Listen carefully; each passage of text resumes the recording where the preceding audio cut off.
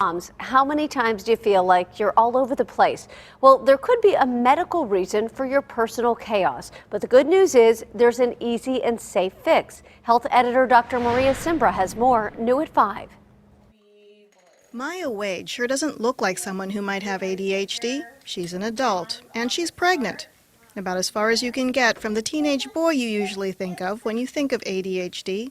But her doctors say she's got it.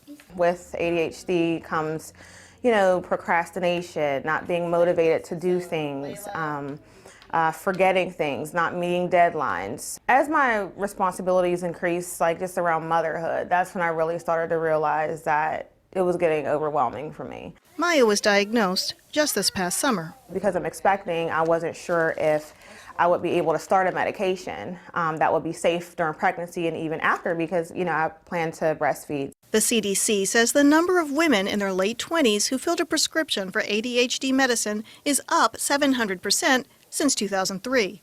Among women 30 to 34, the numbers are up 560%.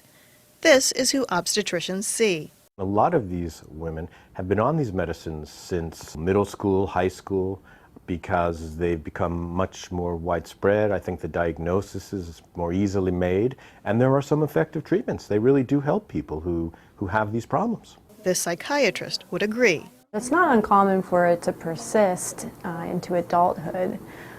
Commonly in women, they will present with feeling distracted, upset that they can't follow through on tasks that they want to complete, or making careless mistakes. And it's not uncommon for women to be diagnosed because their children get diagnosed. They start to recognize some similar traits in themselves. Whether to use medication during pregnancy is a big decision.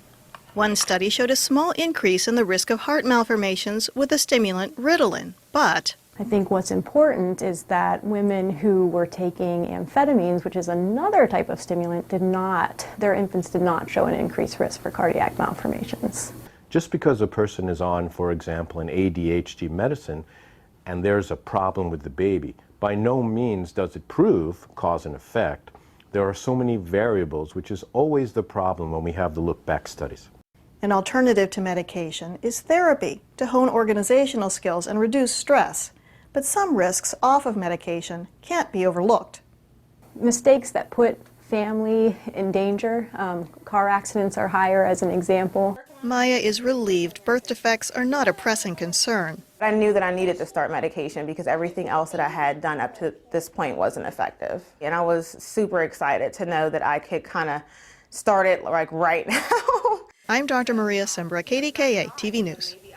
And as Maria mentioned, cognitive behavioral therapy is an option for people who want to avoid a lot of medication, but more often it's used in addition to medication as an extra layer of treatment once the medication gets things under control. It teaches you how to be more aware of your thoughts, allowing you to think through things before acting impulsively.